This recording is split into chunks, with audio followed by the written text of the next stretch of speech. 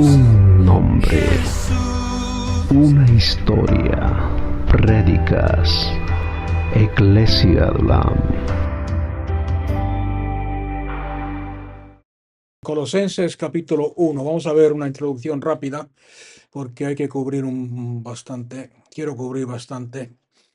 En Colosenses 1:12 vamos a leer el primer versículo. Dice, dando gracias al Padre con gozo, que nos hizo aptos para participar de la herencia de los santos en la luz. De fijarse en el 13, quien nos rescató de la potestad de la tiniebla y nos trasladó al reino del Hijo de su amor, en quien, en Cristo Jesús, tenemos la redención, la liberación de los pecados. Aunque es importante esto, porque vemos aquí en primer lugar que hay dos reinos, nos habla de dos reinos, del reino de la tiniebla singular y el reino de luz del Hijo de su amor, donde reina Cristo Jesús.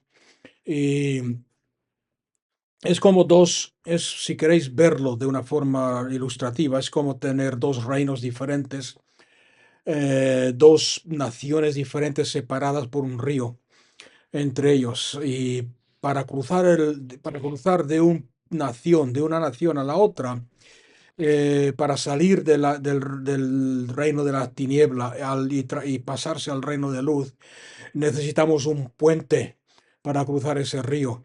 Y solamente hay un puente disponible, que es la cruz de Cristo Jesús.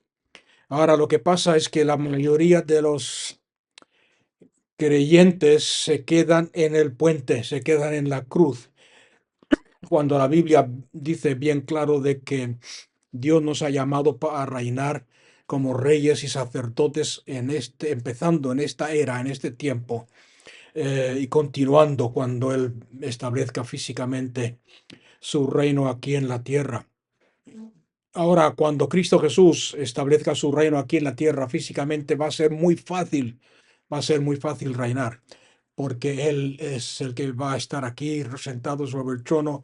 Nosotros reinaremos bajo Él en su nombre, y será fácil, pero donde cuesta reinar ahora es ahora.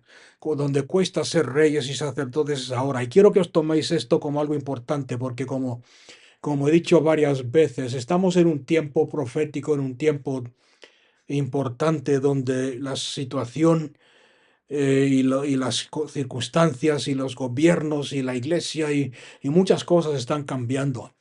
Y no quiero que os toméis esto como un estudio más, sino que aprendéis de él, y lo apliquéis a vuestra vida, porque si no, no sirve de nada. En Apocalipsis 1, continuando con el tema de reinar, Apocalipsis 1, versículos 5 y 6 dice, eh, y de Jesucristo el testigo fiel, el primogénito de los muertos y el soberano de los reyes de la tierra.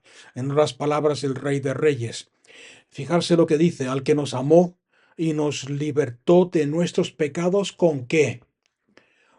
Y esta frase es importante para reinar y vivir en victoria. Nos libertó de nuestros pecados con su sangre. ¿Os dais cuenta que está en pasado? Y nos hizo un reino de sacerdotes para su Dios y Padre. A Él sea la gloria y la soberanía por los siglos. Amén. O sea que Dios nos ha hecho pasado, nos ha hecho reyes y sacerdotes a través de Cristo Jesús, y nos ha librado de nuestros pecados con su sangre, o por medio de su sangre. Y eso es lo importante para que entendamos. En Colosenses 2, que vamos a entrar ahora en el tema, todo esto era introducción. En Colosenses 2, capítulo 2, versículo 13, nos dice la palabra de Dios: y vosotros, estando muertos en los delitos, en los pecados y en la incircuncisión de vuestra carne, os dio vida juntamente con Cristo, perdonándonos todos, perdonándonos todos. ¿Cuántos son todos?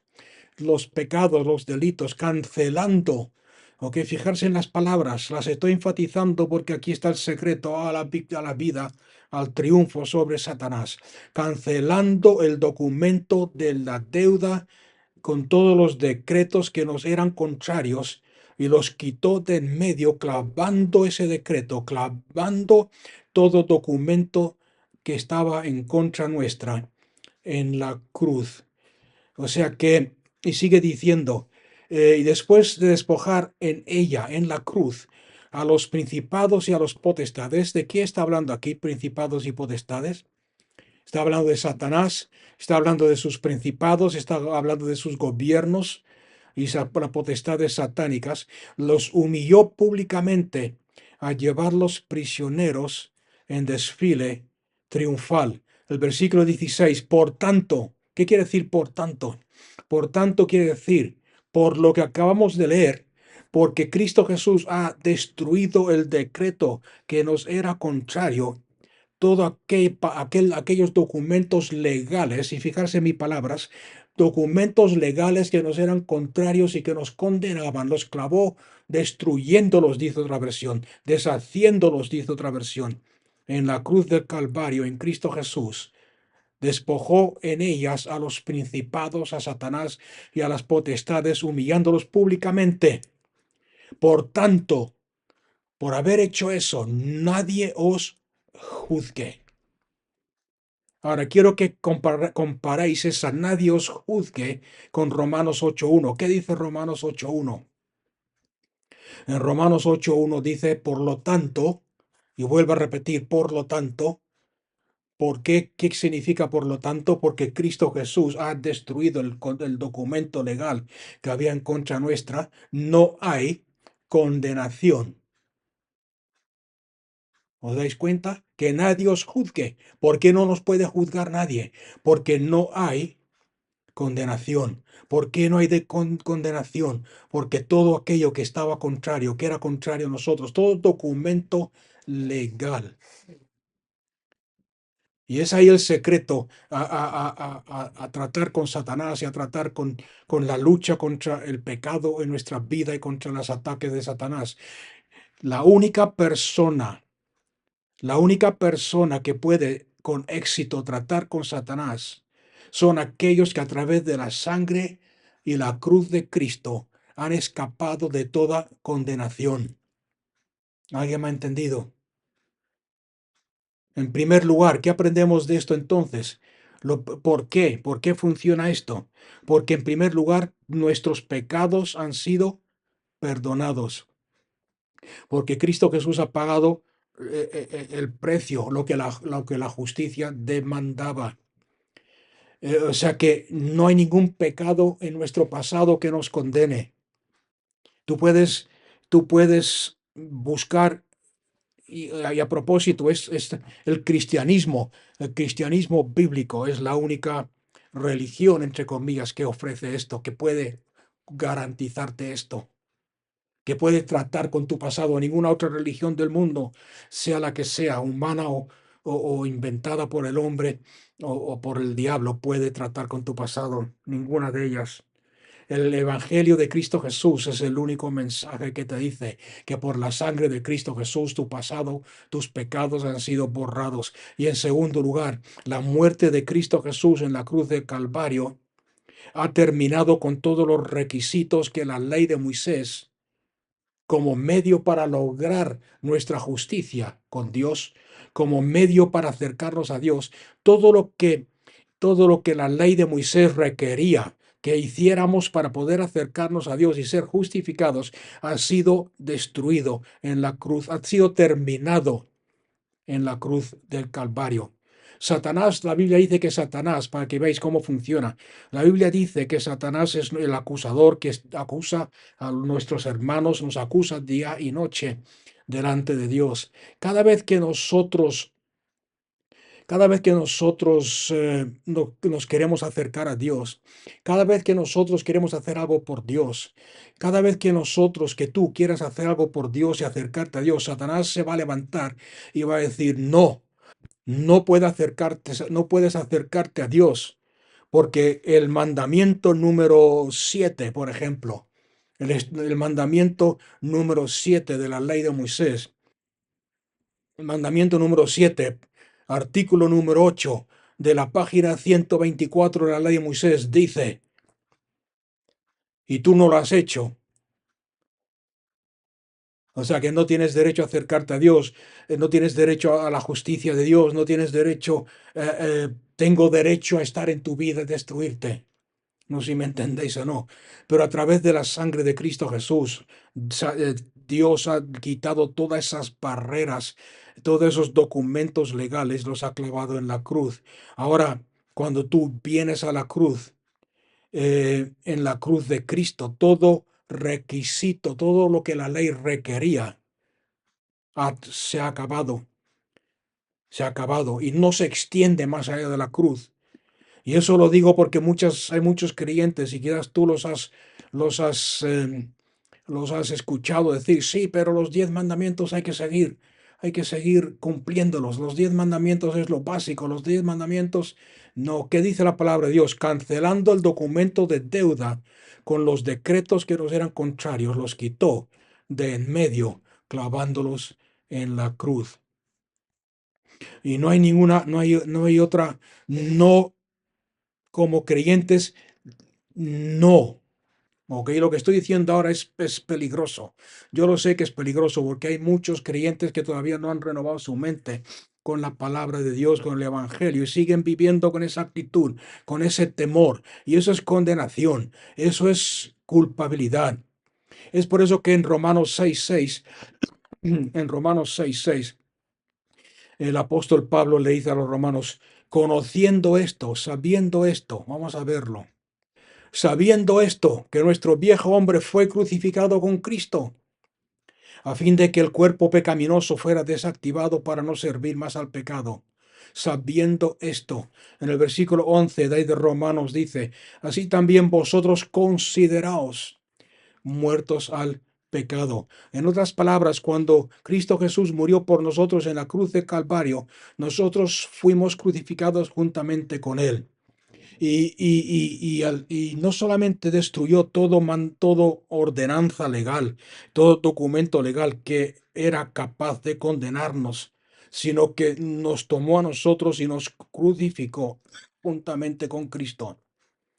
Y no sé cuántos saben que la muerte es la única forma de librarse de las demandas de la ley. Pero lo que tenemos que tener claro es que no nos libramos de las demandas los requisitos de la ley por por nuestra propia muerte, sino porque nos identificamos con Cristo Jesús en su muerte. Y esto que estoy diciendo ahora, yo sé que a muchos les choca, para muchos creyentes es difícil entenderlo, y para muchos creyentes, porque lo sé porque me lo han dicho, harán el comentario, eso es difícil, eso es peligroso enseñar eso. Como le decía antes al hermano que estaba conectado antes, cuando tú presentas a Cristo y cuando la gente tiene una revelación de Cristo, y me estoy adelantando bastante, no necesitas decirle lo que pueden hacer ni lo que no pueden hacer, ni necesitas meterle la ley. La ley de Moisés se acabó en la cruz. ¿Ok? Muchos tienen problemas con entender esto como creyentes porque nunca han absorbido esta verdad. Y es por eso que Satanás constantemente los acusa, se sienten culpables. De hecho, es el arma que Satanás usa contra los creyentes, la culpabilidad.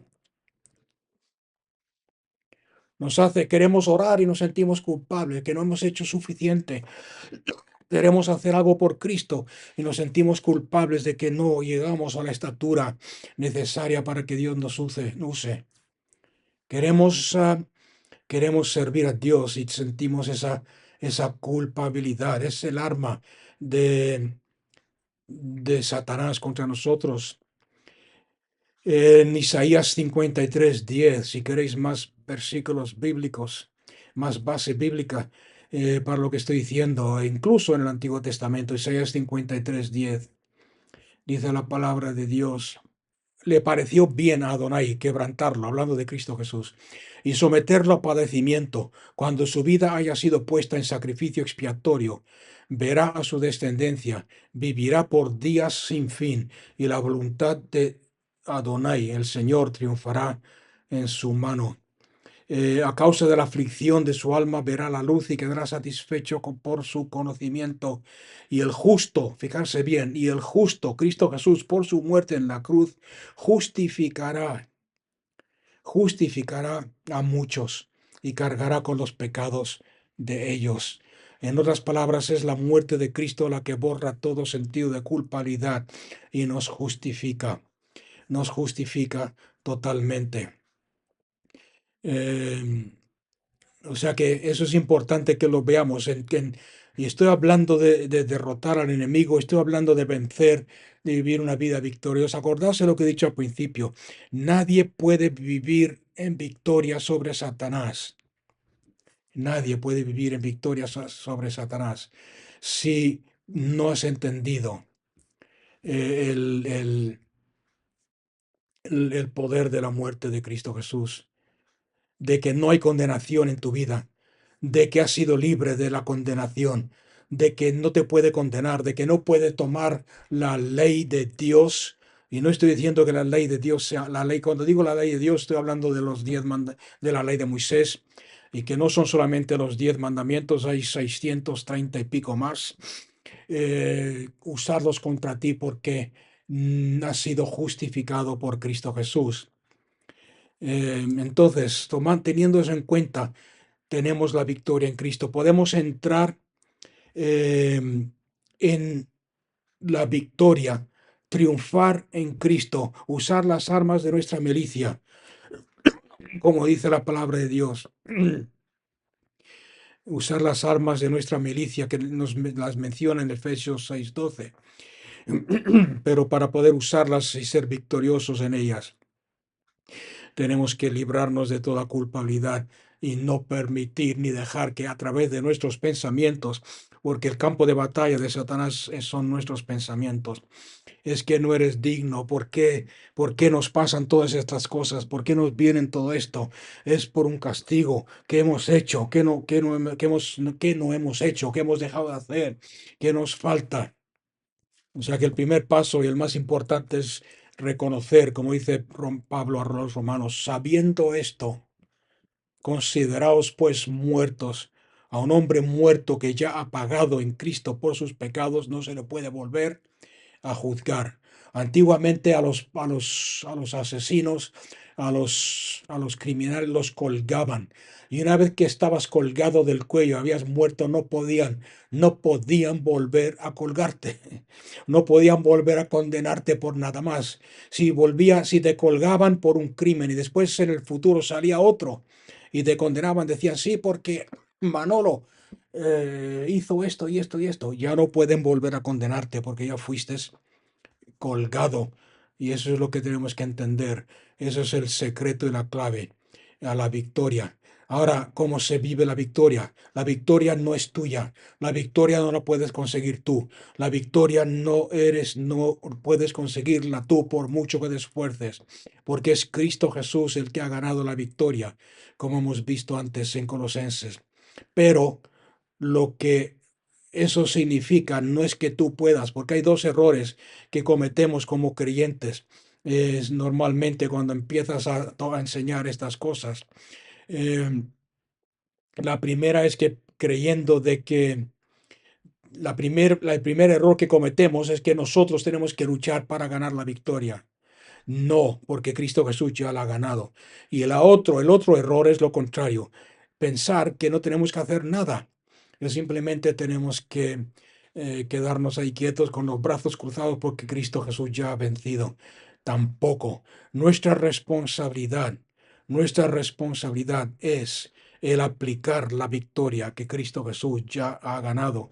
Es el ejercitar la autoridad que Cristo Jesús nos ha dado por su victoria, es el aplicar y hacer cumplir, hacer valer la victoria aquí en el mundo donde estamos viviendo. La única forma de que el mundo va a conocer lo que Cristo Jesús ha hecho por nosotros y por ellos es cuando nosotros hacemos cumplir su autoridad en su lugar,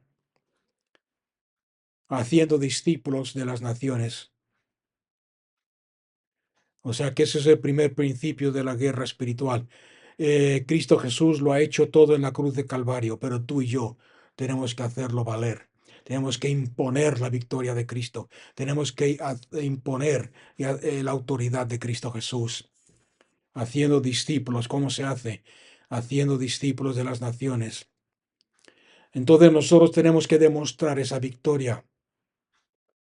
Y en 2 Corintios 10, ¿cómo se hace? En 2 Corintios 10, versículo 3 al 5. Porque aunque vivimos en la carne, no militamos según la carne, porque las armas de nuestra milicia no son carnales, sino poderosas en Dios para destrucción de fortalezas, derribando razonamientos y toda altivez que se levanta contra el conocimiento de Dios, y llevando cautivo todo pensamiento a la obediencia de Cristo. Llevando cautivo, aunque andamos en la carne porque vivimos en este mundo, nuestras armas no son carnales. No podemos luchar usando armas carnales. No podemos luchar usando métodos usando nuestra psicología, usando nuestra forma de pensar. Y os dais cuenta también que el campo de batalla, como he dicho antes, son nuestros pensamientos, razonamientos, pensamientos, llevarlos cautivos a Cristo Jesús, llevarlos cautivos a Cristo Jesús. Todos estos pensamientos, estas fortalezas que la gente levanta y nosotros mismos levantamos, o que yo esta noche los voy a llamar prejuicios para que los entendáis mejor, pero hay mucho más envuelto en esto. Prejuicios que nos montamos, prejuicios religiosos como que no podemos, no somos dignos de acercarnos a Dios, o yo soy lo suficiente. Hay muchas personas que cuando les hablas de Cristo dicen, yo soy lo suficiente bueno, yo no he hecho mal a nadie, yo no he pecado contra nadie, yo lo hago el bien a todo el mundo, yo no me meto con nadie, no necesito ser salvador, ser salvo. Son prejuicios. Hay muchos prejuicios, otros muchos como yo no me merezco que Dios me ame, yo no me merezco que Dios me salve, yo he sido tan malo que Dios no puede salvarme, aunque quiera. Y todos esos prejuicios son los que tú y yo, los musulmanes, por ejemplo, un prejuicio que tienen los musulmanes es que creen todo lo que la Biblia enseña, ellos lo aceptan, menos el que Cristo Jesús sea el Hijo de Dios. Ellos aceptan su nacimiento de una virginal, de una virgen. Aceptan muchos de esos conceptos, menos que Cristo Jesús sea el Hijo de Dios. Y muchas otras sectas, religiones, que no aceptan que Cristo Jesús sea Dios. Prejuicio. Todos esos fortalezas, y estoy hablando tanto de creyentes como de no creyentes, eh, las tenemos. Nuestra responsabilidad como creyentes es romperlas, destruirlas en las mentes de la gente, en la mente nuestra, presentando el Evangelio, liberando sus mentes de todo cautiverio a Satanás, llevando cautivo todos estos pensamientos a la obediencia de Cristo Jesús. En Romanos 8 nos dice que la creación misma gime a una con nosotros, esperando la liberación de los hijos de Dios, esperando que hagamos ese trabajo. Ahora lo triste, lo que me da vergüenza a mí cada vez que leo ese versículo.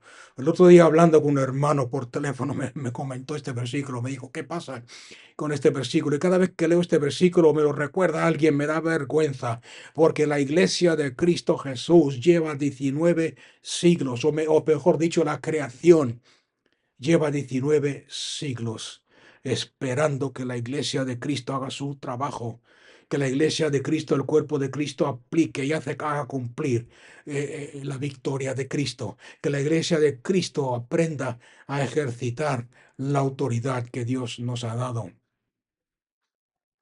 Ahora quiero hablar un poco sobre estas armas, meditar en esto que acabo de decir, pero vamos a ver algunas de estas armas. En Efesios nos dice que tenemos lucha no contra sangre ni carne, o sea que no luchamos contra hombres, sino que luchamos contra principados, potestades, eh, no contra personas con cuerpos, sino contra potestades y principados de las tinieblas, un reino espiritual, que es el reino de Satanás, muy organizado y poderoso. Yo no digo que no sea poderoso, lo que digo es que ha sido desarmado y el único poder y autoridad que tiene es el que nosotros le dejamos. Ok, entonces, ¿cuál es el, ¿cuál es el pecado? Hablando, volviendo al principio, a la condenación, por qué la iglesia, muchas veces me preguntan por qué la iglesia perdió la autoridad y el poder. ¿Por qué la creación lleva 19 siglos desde que Cristo Jesús triunfó en la cruz del Calvario, esperando ser liberados, esperando que los hijos de Dios se manifiesten, se levanten? Y por lo que yo he visto en la Biblia, el problema más grande eh, es el mismo pecado que cometió Satanás. ¿Qué pecado cometió Satanás? ¿Cuál es el pecado que cometió Satanás? El orgullo. Se dio cuenta que todos los ángeles adoraban a Dios, que Dios era adorado, que Dios estaba rodeado de gloria, que Dios estaba sentado en un lugar por encima de todo. Y tuvo envidia. La Biblia dice en Ezequiel, en Isaías, que era precioso. Isaías 14, Ezequiel 28 nos habla de esto. Era un ángel creado por Dios, un arcángel precioso, lleno de gloria, adornado por dentro y por fuera con perlas y piedras preciosas, con instrumentos. La adoración era su fuerte, era su ministerio, si queréis decirlo así. Sin embargo, llega un momento que dice, ¿por qué tengo que adorar yo a Dios cuando la gente podría adorarme a mí? Era tan sabio y tan hermoso que se dejó llevar por el orgullo. Ahora lo peor, volviendo a la pregunta, ¿por qué la iglesia no ejerce la autoridad? ¿Por qué no hace aplicar la victoria? Porque tristemente en la iglesia, cuando hablo de la iglesia, estoy hablando de la iglesia en términos generales, la iglesia establecida por la iglesia organizada por el hombre, donde Dios, donde Cristo no es la cabeza, sino que la cabeza se hace, que es como doctrinas de hombres y otras cosas. Lo triste es que la iglesia se pelea y echa gente. Yo he estado presente donde han echado gente. No estoy, no estoy, no estoy defendiendo el pecado. El pecado es pecado y te va a destruir. Pero la iglesia hace un jaleo tremendo, echa gente de sus congregaciones, condena a la gente. Yo he estado en iglesias donde le han dicho a recién convertidos cuando arregles tu situación y cuando dejes de hacer esto y esto y esto, vuelve y te aceptamos como creyente por mientras no. Y es sobre pecados como el adulterio, pecados sobre el divorcio, pecados sobre la borrachera. Hacen un tremendo jaleo sobre esos pecados. Sin embargo, toleran el pecado más grande de todos, que es el que hizo caer a Satanás y el que tiene dominado a Satanás y el que le está dando autoridad a Satanás sobre la iglesia, que es el orgullo. No sé si alguien puede decir amén a eso. Amén. Y lo que tenemos que aprender es que a romper eso, porque no somos nadie sin Cristo. La victoria es de Cristo. Nosotros tenemos que aprender, Señor, la creación gime a una, que nos manifestemos como hijos de Dios. ¿Y cuál es la manifestación del Hijo de Dios? Que aprenda a ejercer la autoridad que Dios le ha dado como hijo de Dios, que aprenda a aplicar y hacer cumplir la victoria de Cristo sobre Satanás y sus poderes como hijos maduros, porque hay dos palabras en griego que se traducen como hijo. Uno es un hijo infantil que no sabe quién es, que lo único que hace es llorar. Y el otro es el hijo adulto que sabe la autoridad que su padre le ha delegado y la hace cumplir, la hace valer, la impone, no creyéndose mejor que otros, sino sabiendo que su Padre, el Dios Todopoderoso, ha vencido en Cristo Jesús. Entonces tenemos estas armas espirituales, no son carnales, armas que Dios nos ha dado para luchar. Y lo que quiero que veamos y el destino de las naciones, el destino de las naciones, y lo digo así de claro. Yo sé que algunos se van a abrumar por esto, se van a decir, no, tal. El destino de las naciones es espiritual, no es carnal. El que una nación cambie, el destino de las naciones, el futuro de las naciones no es carnal, es espiritual. No tiene nada que ver con la política, no tiene nada que ver con la economía. Es algo espiritual. Y el único grupo aquí en la tierra que están equipados para intervenir en el ambiente espiritual y cambiar naciones es la iglesia. Somos el grupo de personas más insignificantes sobre la faz de la tierra. El problema es que no estamos actuando como tal. Tenemos las armas. Los políticos no tienen las armas. Los comandantes y los generales militares no tienen las armas. Los científicos no tienen las armas y la solución. La iglesia de Cristo tiene las armas porque es una lucha espiritual por las naciones. Y el universo entero está gritando y la creación entera está gritando, despertaos, despiértate iglesia y haz algo. Y le doy gracias a Dios porque antes de ayer, mientras dormía, siempre le pido al Señor que me hable mientras mi cuerpo descansa porque mi espíritu sigue vivo. Me hablaba de esto, de que se están levantando. Son pequeños. Y acordarse que hemos estado hablando últimamente sobre el remanente. Son pocos, de momento son pocos, pero Dios está levantando el cuerpo de Cristo en este tiempo, que se está despertando y está diciendo, mía es la victoria, no soy condenado. Satanás no puede limitarme usando mi pasado, porque no hay condenación. Mi pecado fue perdonado, fue destruido en la cruz del Calvario por la sangre de Cristo Jesús. Y es tiempo que yo empiece a aplicar y a hacer cumplir la victoria de Cristo y ejercitar su autoridad. Usamos en la Biblia, Cristo Jesús nos dice, en mi nombre echaréis fuera demonios, en mi nombre sanará a los enfermos, en mi nombre. El problema con usar en mi nombre es que lo hemos convertido en algo religioso. Creemos que es una fórmula mágica, es una fórmula como decir abracadabra y solucionamos todo. Usar el nombre de Cristo Jesús no es usar el nombre de Cristo Jesús. Lo que quiere decir literalmente es ejercer la autoridad en su lugar. Cristo Jesús está en el cielo sentado a la diestra de Dios el Padre. Su cuerpo está aquí en la tierra. Es por eso que en Mateo, Cristo Jesús le dice a la iglesia, yo he recibido un nombre, el nombre que es sobre todo nombre, por lo tanto, id y ejercer la autoridad que yo os doy. En mi nombre, representándome, sois mis representantes. Cuando habla un creyente que cree lo que estoy enseñando hoy, está hablando Cristo. En Efesios nos habla de las armas de nuestra milicia, pero nos habla un montón de las armas de nuestra milicia, pero lo que quiero que veamos es que en Efesios versículo 14, lo que nos dice, poneos el yelmo de la salvación.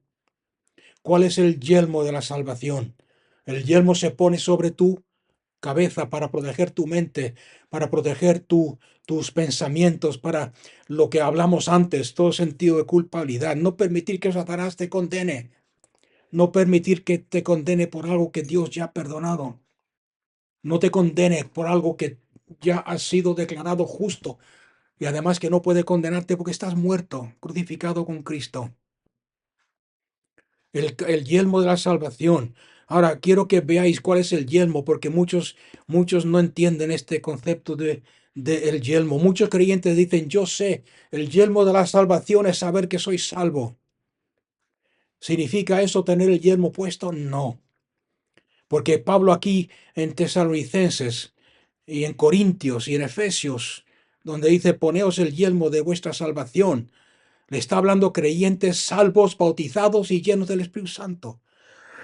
Entonces no tiene que ver con la salvación. ¿Qué tiene que ver con qué? Vamos a verlo en 1 Tesalonicenses. 1 Tesalonicenses 5, versículo 8. Pero nosotros que somos del día, ¿quién es del día? ¿Tú y yo somos de las tinieblas o del día? Pero nosotros que somos del día, habiéndonos vestido con la coraza de fe. La coraza de fe protege nuestro cuerpo, nuestro tórax. Y amor, fe y amor, porque la justicia de la fe produce amor. Y como yelmo, ¿y cuál es el yelmo? La esperanza de salvación. La esperanza de salvación. Entonces, ¿cuál es la esperanza? ¿Con qué tenemos que cubrir nuestra mente? ¿Con qué tenemos que proteger nuestros pensamientos? ¿Qué dice aquí? La esperanza. La esperanza.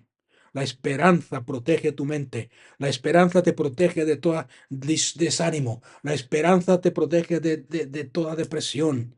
La fe te protege tu corazón.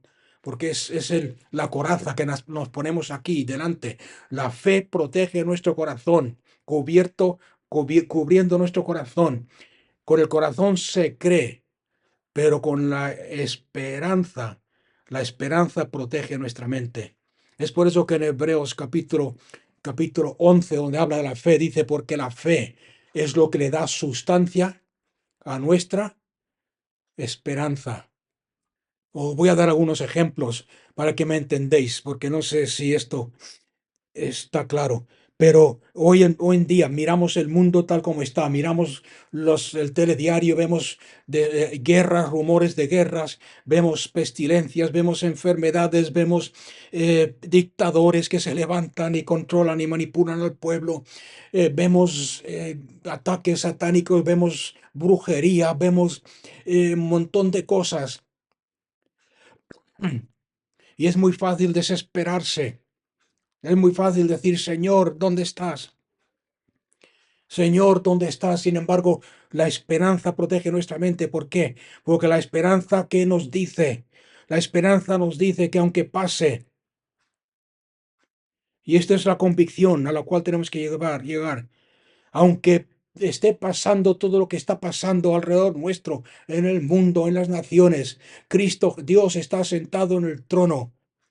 Y Dios ha dicho que Él es el que pone y quita reyes y gobernantes. Y Él es el que levanta a unos y hace caer a otros. Dios está sentado en el trono y Cristo Jesús está a su diestra y todo enemigo está debajo de sus pies y todo nombre que se nombra. La esperanza de que Él va a volver, la esperanza de que aunque el gobierno se levante, diga nosotros vamos a dominar el mundo, nos reímos o deberíamos reírnos, como se ríe Dios en el Salmo 2, sabiendo de que Él viene pronto y viene con su ejército de santos y ángeles en caballos blancos para establecer su reino y decir aquí el que manda soy yo y mi iglesia, la esposa preciosa. ¿Alguien está entendiendo? La fe es lo que le da sustancia a esa esperanza. La fe es la que dice sí. Dios es creer que Dios está sentado. Romanos 8:28 es otro ejemplo. Dice, porque aquellos que aman, porque todas las cosas sirven para el bien de aquellos que han puesto su amor en Cristo Jesús. ¿Os dais cuenta que hay una condición?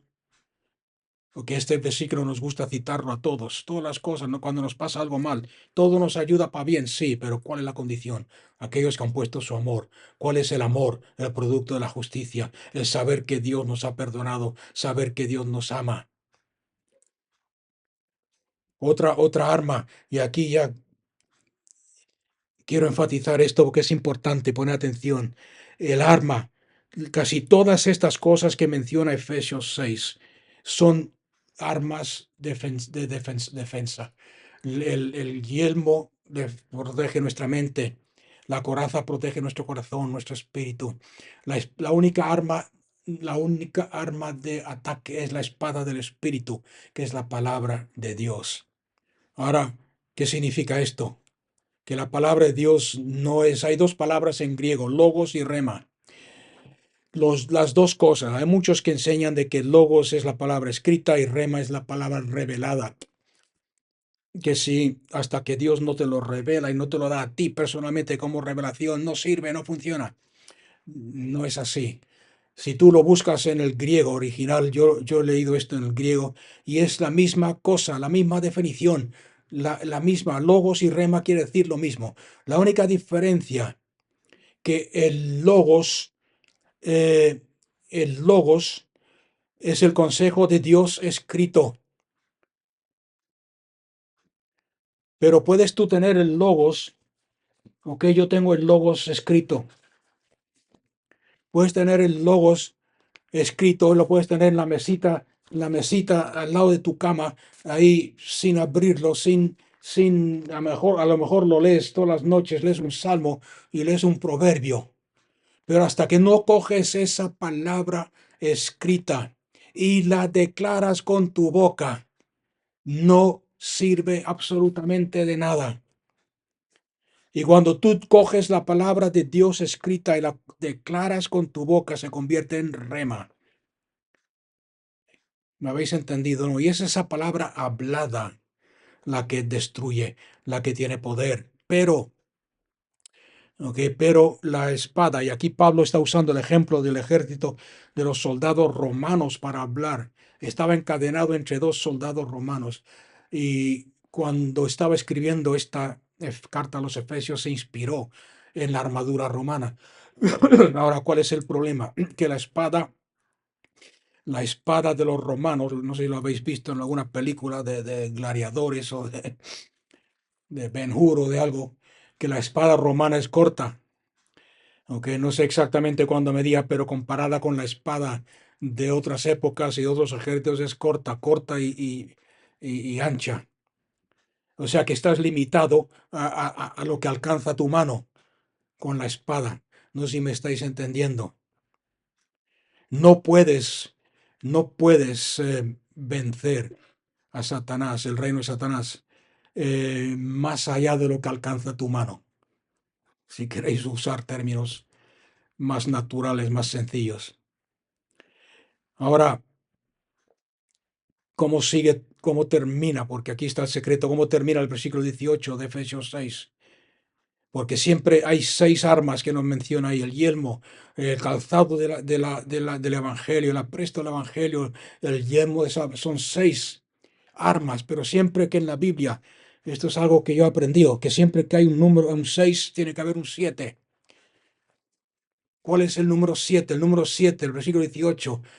Tomad la armadura de Dios, la espada del Espíritu, que es la palabra de Dios, orando en todo tiempo con toda oración y súplica. Y es aquí donde nos pasamos de toda restricción. Es aquí donde superamos toda limitación.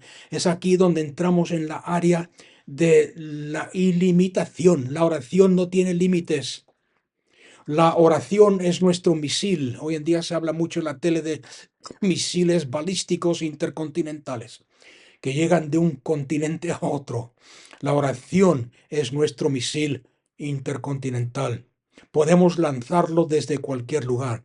Podemos lanzarlo desde cualquier lugar y hacerlo llegar a cualquier lugar en el mundo, en el ambiente espiritual. Y esta es nuestra arma principal contra las fortalezas de Satanás.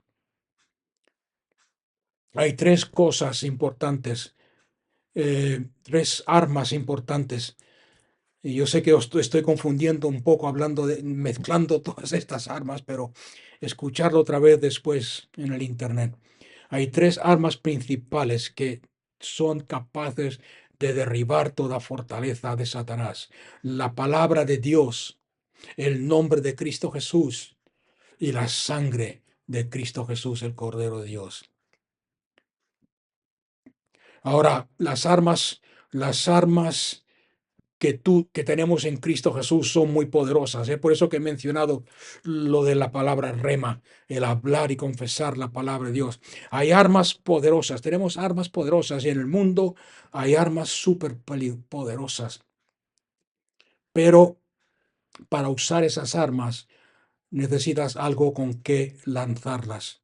Por ejemplo, tú puedes tener un misil intercontinental, un misil superpoderoso, pero si no tienes una máquina para lanzar el misil, ¿de qué te sirve el misil?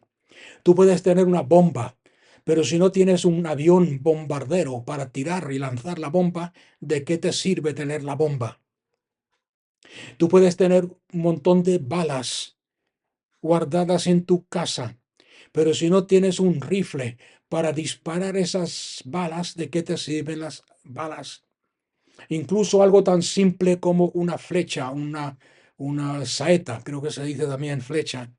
La flecha son afiladas, pueden matarte, pueden destruir, pueden matar un animal si estás cazando, pueden matar a tu enemigo, pero si no tienes un arco para lanzar la flecha, ¿de qué te sirven las flechas?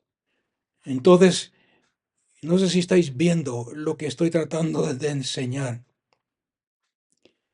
que nosotros tenemos la palabra de Dios, el nombre de Jesús y la sangre de Cristo Jesús.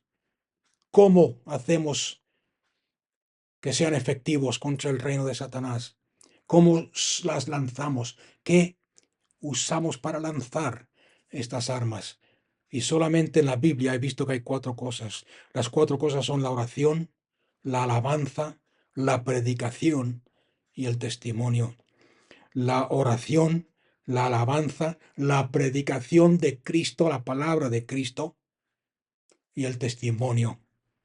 Y para que entendáis la ilustración, la oración y la alabanza y la predicación y nuestro testimonio son efectivas solamente cuando están cargadas con la palabra de Dios, con el nombre de Cristo Jesús, con la sangre de Cristo.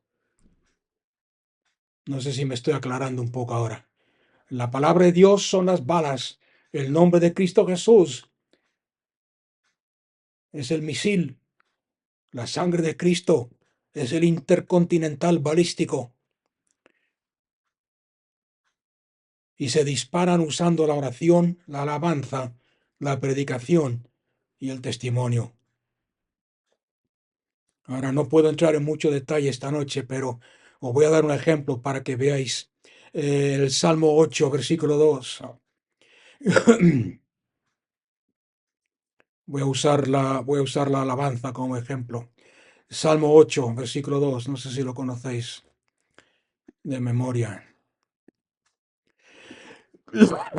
Salmo 8, versículo 2 dice: de la boca de los niños y de los que maman, estableciste la alabanza frente a tus adversarios, para hacer callar al enemigo y al vengativo. De la boca de los niños y de los que maman, estableciste la alabanza para enfrentarte a tus adversarios, a tus enemigos, para hacer callar al enemigo y al vengativo. Ahora no vamos a entrar en mucho detalle, pero quiero que veáis algo aquí importante. La boca de los niños y de los que maman. Dios, hablando de Dios, tú, oh Señor, has ordenado, has establecido la alabanza. Has establecido. Ahora quiero que compares eso con Mateo 21. ¿Por qué? Porque en Mateo 21, ok, no perder de la página ahí en Salmo, pero en Mateo 21, quiero que veáis algo, fijarse en lo que estamos leyendo. Mateo 21, 15. Jesús está entrando al templo, acercándose al templo, pero los principales sacerdotes y los escribas viendo las maravillas que hizo, y a los niños que aclamaban en el templo. O sea que Cristo estaba entrando al templo, los niños gritaban Hosana al Hijo de David. Se indignaron, se ofendieron y se enfadaron. Y le dijeron a Jesús: ¿oyes que dicen esto? Jesús les dijo: sí, nunca leíste. Y aquí está citando, aquí Jesús empieza a citar el Salmo 8, versículo 2 que acabamos de leer. Pero fijarse en las palabras: sí, Nunca leísteis de boca de niños y lactantes, perfeccionasteis la alabanza.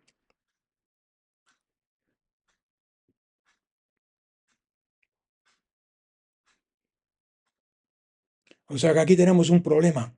O Jesús lo citó mal, o el salmista se equivocó. ¿Qué dice en el Salmo? En el Salmo 8, versículo 2. ¿Alguien se acuerda?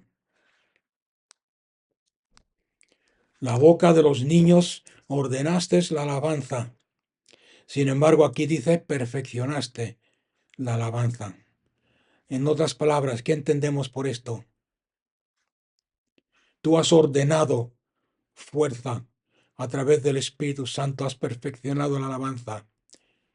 El poder que nos está enseñando Cristo Jesús a citar el Salmo 8, nos está enseñando de que la fuerza, el poder de Dios ha sido ordenado por Dios, establecido por Dios en la perfecta alabanza. ¿Para qué? Para silenciar al enemigo, para destruir al enemigo, para hacer callar al vengativo. Porque es importante callar al enemigo, por lo que hemos visto antes, que Satanás es el acusador, Satanás es el que quiere acusarte y condenarte. En Apocalipsis capítulo 12, yo creo que lo habéis leído, no voy a leerlo, no vamos a buscarlo porque se nos va el tiempo, aunque sé que hemos empezado tarde, pero empezando en el versículo 7, y podéis leer después en casa. El versículo 8, el gran dragón fue echado sobre la tierra, aquel que engaña al mundo entero. La Biblia nos dice que si Satanás es el que fue echado aquí en la tierra, a la tierra, y tiene al mundo entero engañado, quiere decir que todo aquel que viva de acuerdo a las cosas del mundo, a las formas del mundo, de pensar del mundo, está engañado, porque Satanás es el que controla todo eso. Satanás. Sin embargo, la Biblia dice que nosotros somos la iglesia. La palabra iglesia quiere decir la asamblea de aquellos que han sido llamados ¿fuera de qué? Fuera del mundo, para no ser engañados, vivir bajo las decepciones de Satanás, para no vivir bajo las mismas mentiras que vive el resto del mundo. O sea que tenemos dos opciones. Podemos estar en la iglesia, o sea, mejor dicho, podemos estar en la iglesia o en el mundo, una de las dos, pero no podemos estar en las dos. Hay un dicho que se dice, no sé si existe en inglés, en español o no, pero en inglés hay una frase, un dicho que dice, un barco en el mar es bueno. Cuando el barco está en el mar es correcto, está todo bien, pero cuando el mar está dentro del barco, tenemos un problema. El barco se hunde. Y lo mismo podemos aplicar a la iglesia. La iglesia en el mundo es bueno porque somos la luz del mundo, pero cuando el mundo se mete en la iglesia se hunde.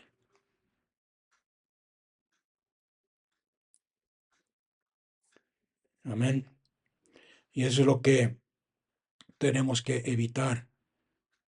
En volviendo a Apocalipsis 12, versículo 11. Pero ellos le han vencido. Vamos a leerlo. Hemos visto que el dragón fue lanzado sobre la tierra y tiene a todo el mundo viviendo bajo sus mentiras y su decepción. Mas ellos, ¿quién son ellos? Ellos lo vencieron por medio de la sangre del cordero. ¿Os acordáis de estas cosas? La palabra de su testimonio. ¿Quién? ¿Quién son los que vencieron? ¿Quién son los que pueden usar estas armas? ¿Quién son? ¿Qué tipo de gente? ¿Qué tipo de gente? Y esto es importante. ¿Qué tipo de creyente está capacitado para usar estas armas? Aquellos que despreciaron su vida hasta la muerte. aquellos que despreciaron su vida hasta la muerte. En otras palabras, si hay que escoger entre negar a Dios y la vida, ¿qué vas a escoger? O sea, entre negar a Cristo y Cristo, ¿qué vas a escoger? Si hay que escoger entre hacer la voluntad de Dios, aunque te cueste la vida, ¿qué vas a escoger? Según este versículo en Apocalipsis, estos son los que han vencido, los que despreciaron su vida hasta la muerte. En otras palabras, un creyente entregado. Satanás no tiene miedo de ningún creyente que no esté entregado el 100% a Cristo. Satanás no tiene ningún miedo de ningún creyente que vaya a la iglesia todos los domingos sin faltar. Satanás no tiene miedo de ningún creyente que se conozca 5, 6, 7 o media Biblia de memoria. Satanás no tiene ningún miedo de ningún creyente que no sepa quién es en Cristo y que no sabe que no hay condenación ni culpabilidad en su vida. Pero un creyente que está entregado, un creyente que cuando tiene que escoger entre hacer la voluntad de Dios o hacer la voluntad de la carne o del mundo para salvar su vida, escoge siempre la voluntad de Dios. En Daniel capítulo 3, hablando del remanente, vemos los tres amigos de Daniel. Nabucodonosor hizo construir una gran estatua y le dijo a la gente: cuando escuchéis la música y las trompetas y las guitarras y los arpas, quiero que todo el mundo se postre y adore esta imagen. Estos tres amigos no se postraron. El que no se postre será echado en el horno que arde con fuego. Estos tres amigos no lo hicieron. Escogieron el honrar a Dios antes de salvar su vida. Y lo más precioso de esto es que el Nabucodonosor le dijo: es que no tenéis miedo de las llamas del horno, es que no tenéis miedo a la muerte. ¿Por qué sois tan tercos? Seguís desobedeciendo las órdenes del emperador en vez de... ¿Y qué contestaron ellos? Esto es la fe y la esperanza que hablamos antes, que protege nuestra mente y nuestro corazón. Nuestro Dios es capaz de librarnos del horno de fuego. Hasta ahí bien, hasta ahí todos contentos. Porque hasta ahí creo que llegamos la mayoría de los creyentes. Dios puede contestarme, Dios puede librarme, Dios puede sanarme, Dios puede. Pero terminan diciendo: Dios puede, oh Nabucodonosor, librarnos de este horno y de tus manos. Pero si no lo hace, nunca vamos a doblar nuestras rodillas ante un ídolo, ante un Dios falso. Eso es un creyente entregado. Es un creyente que cuando se levanta por las mañanas, Satanás tiembla. Otra de las armas que hemos visto antes la cargamos con el testimonio. Cuando una persona, ¿cómo se vence a Satanás? Cuando nosotros testificamos personalmente de lo que la palabra de Dios dice que la sangre de Cristo hace por nosotros. El momento que tú lo haces personal, el momento que tú testificas, se convierte en personal. No sé si me habéis entendido o no. Tú puedes conocer mucho de la palabra de Dios. Tú puedes leer ahí en la palabra de Dios, por ejemplo, que la sangre de Cristo Jesús te limpia de todo pecado. Puedes saberlo, puedes conocerlo. Pero hasta que no coges, y eso es el rema, hasta que no coges esa palabra y esta hablas tú, dices: la sangre de Cristo me ha limpiado a mí. Lo haces personal, te lo aplicas a tu vida, te lo aplicas a ti. De ahí no puedes sacarte ningún demonio. ¿Me ha entendido alguien? Por las llagas de Cristo Jesús fuimos sanados. Eso está en la Biblia. es Biblia. El momento que tú coges y lo testificas, lo hablas, la palabra testificar es decir, confesarlo con tu boca delante del mundo. Tú dices, por las llagas de Cristo, yo fui sanado. Te estás aplicando la palabra de Dios y contra tal el enemigo no tiene poder. ¿Me está escuchando alguien? Algunos versículos en la Biblia que hablan del poder. Efesios 1:7. En Cristo Jesús tenemos redención por medio de su sangre. El Salmo 107:2. Que los redimidos del Señor lo digan, que han sido librados del enemigo, de las manos del enemigo. ¿Por qué? Por la sangre de Cristo. 1 Juan 1:7. Si andamos en la luz como Cristo está en la luz, tenemos comunión los unos con los otros y la sangre de Cristo Jesús nos limpia continuamente. Está en presente continuo de nuestros pecados. Mientras ando en la luz. Romanos 5:9. La sangre de Cristo me justifica. No soy culpable. Me ha librado. Satanás vendrá y dirá, sí, pero tú hiciste esto, tú eras esto, tú fuiste tal. Y tú puedes decirle, no, la sangre de Cristo me ha justificado a mí, con todo lo que yo era y con todo lo que yo hice. Me ha justificado. Hebreos 13:12. La sangre de Cristo Jesús me ha santificado. Una cosa es ser justificado, otra es santificado. Santificar quiere decir separado para Dios, para servirle. Mi testimonio personal, ¿cuál es? ¿Cómo lo convierto en rema? A través de la sangre de Cristo he sido santificado, separado del pecado y del reino de Satanás. Y he sido hecho partícipe del reino, soy partícipe del reino de Dios. A través de la sangre, y este es nuestro testimonio, a través de la sangre de Cristo he sido santificado, separado del pecado. El pecado ya no se enseñorea de mí. Soy partícipe de la santidad de Dios. Vamos a dejarlo ahí, pero espero que lo hayáis entendido. Un nombre, una historia, prédicas, Eclesia Dulam.